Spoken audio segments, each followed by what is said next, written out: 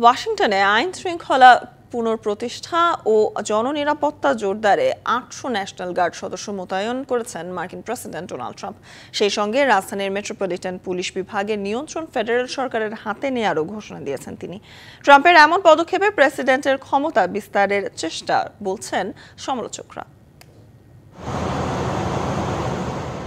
রবিবার ট্রুথ সোশ্যালে দেয়া এক পোস্টে ওয়াশিংটনকে আরও নিরাপদ ও সুন্দর করতে গৃহহীনদের অবিলম্বে সরিয়ে নিতে হবে বলে মন্তব্য করেন মার্কিন প্রেসিডেন্ট ডোনাল্ড ট্রাম্প।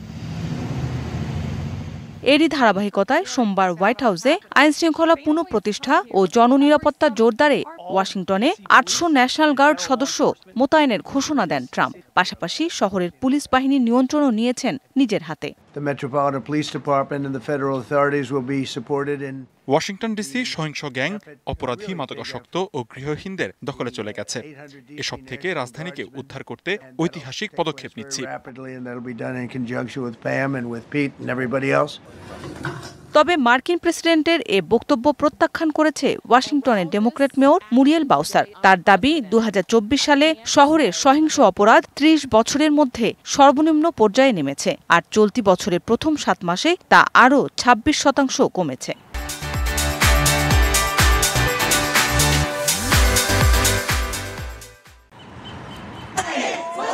সমালোচকদের অনেকে বলছেন ট্রাম্পের এমন পদক্ষেপ প্রেসিডেন্টের ক্ষমতা বিস্তারের চেষ্টা। ন্যাশনাল গার্ড সদস্য মোতায়েনের প্রতিবাদে এরই মধ্যে বিক্ষোভ হয়েছে ওয়াশিংটনে।